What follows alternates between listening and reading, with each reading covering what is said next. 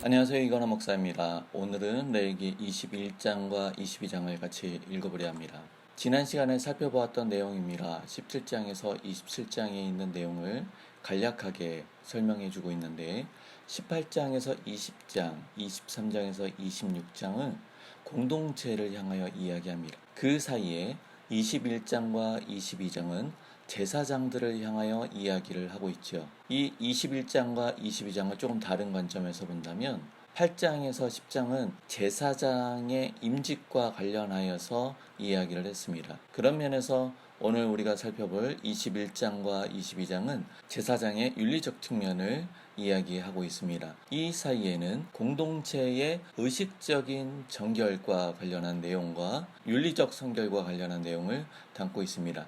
그 사이에 16장에서 속죄일에 대해서 이야기하고 17장에서 피와 관련한 피의 의미에 대하여서 이야기를 하고 있습니다. 제사장도 그렇고 공동체도 그렇고 하나님 앞에서 거룩해야 되지만 거룩한 삶을 온전하게 살 수 없는 존재입니다. 그러하기 때문에 그 한가운데 있는 속죄일을 통하여서 회복의 시간들을 갖습니다. 21장과 22장의 계율을 보면 21장에서는 시체 접촉에 대한 부분과 결혼과 제사장의 육체적 조건들에 대한 것을 이야기를 하고 22장에서는 음식에 대한 것을 이야기를 합니다. 시체 접촉과 결혼에 대한 규정을 제사장들에게 하는 이야기와 대제사장에게 하는 이야기를 나누어서 하고 있습니다. 21장은 앞서 이야기한 것처럼 시체의 접촉과 결혼과 육체적 조건에 대해서 이야기를 하는데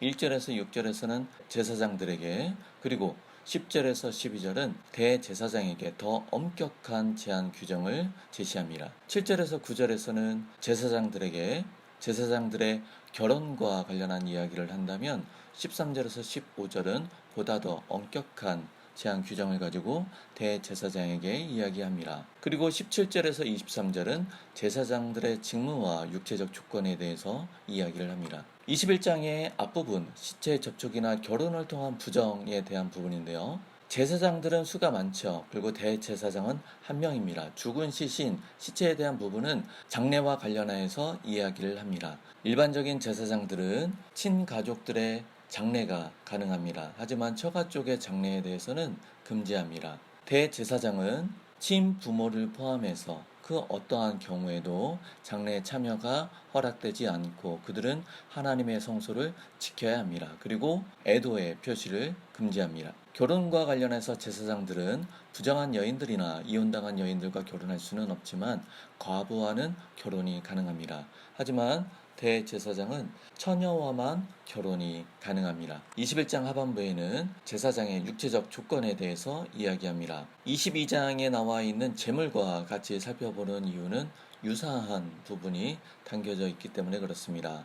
시각장애, 제대로 걷지 못하는 사람, 얼굴에 흉터가 큰 사람, 신체 크기가 다른 사람, 발이 부러진 자, 손이 부러진 자, 일시적인 장애나 영구적인 장애를 포함해서 그들은 하나님의 성소에 들어가지 못합니다. 장애를 가진 자를 차별한다라고 생각할 수도 있지만 제사장 가문 안에 있는 장애를 가진 자들은 격리되는 것이 아니라 그 공동체 안에서 거룩한 음식을 함께 먹을 수가 있고 가족의 구성원으로서 살아갈 수가 있습니다. 다만 성소 안에서 하나님을 섬기는 일과 관련하여서 제한이 될 뿐입니다. 그들이 가지고 있는 장애, 그들이 가지고 있는 육체적 결함으로 인해서 어떠한 실수가 일어났을 경우 그들의 생명과 연결되기 때문에 하나님의 배려로 우리가 이해하면 되겠습니다. 재물 역시도 마찬가지입니다. 시작장애로 됐는데 시각장애를 이야기합니다. 일시적인 장애나 영구적인 장애에 대해서 이야기를 하는데 자원재물의 경우 황소나 어린 양의 신체나 부분적으로 너무 크거나 작은 것은 가능합니다. 하지만 서원 완수의 예물의 경우는 불가능합니다. 22장은 거룩한 음식과 관련한 내용을 담고 있습니다. 성물을 조심스럽게 다루어야 된다라는 서론적인 부분 이어서 거룩한 음식을 먹을 수 있는 제사장의 조건을 4절에서 6절에서 담고 있습니다. 제사장이 먹을 수 없는 것을 8절에서 이야기를 하고 제사장의 집에 있어도 먹을 수 없는 사람을 10절에서 14절에 이야기하고 있습니다. 제사장이 먹을 수 있는 희생 제물과 관련해서 번제물, 평화예물, 어린 짐승, 감사 예물에 대해서 이야기를 합니다. 결론적으로 이스라엘 백성 가운데서 나의 거룩함을 받아들여야 된다. 이 거룩한 음식을 먹는다는 것은 하나님의 거룩함에 참여하는 것을 의미합니다. 22장의 거룩한 음식을 먹을 수 있는 경우인데 먹을 수 없는 제사장은 지속적인 부정결 4절에서 소개하고 있고 일시적인 부정결 이어서 소개하고 있습니다. 먹을 수 없는 음식, 죽은 짐승의 고기를 이야기하죠. 제사장 집에 머무는 사람들의 경우 먹을 수 없는 사람들이 있고 먹을 수 있는 사람들이 있고 제사장의 딸 결혼을 했냐 안 했냐 같이 사는가 떨어져 사는가에 대한 부분이 있죠.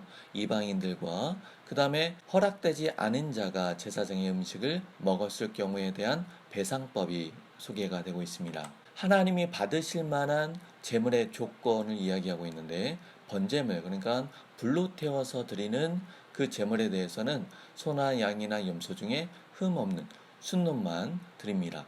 평화 제물의 경우 서원 제물과 자원 제물로 나눌 수가 있는데 온전하여서 흠이 없는 암수 짐승 중에서 서원 제물을 드리고 온전하여 흠이 없는 암수 짐승 혹은 황소나 어린 양, 염소의 신체 부분적으로 너무 크거나 작은 짐승도 가능합니다. 어린 짐승의 경우 생후 8일이 지나면 가능하고 감사 예물의 경우 하나님께서 받아들일 수 있게 제물로 드려야 합니다.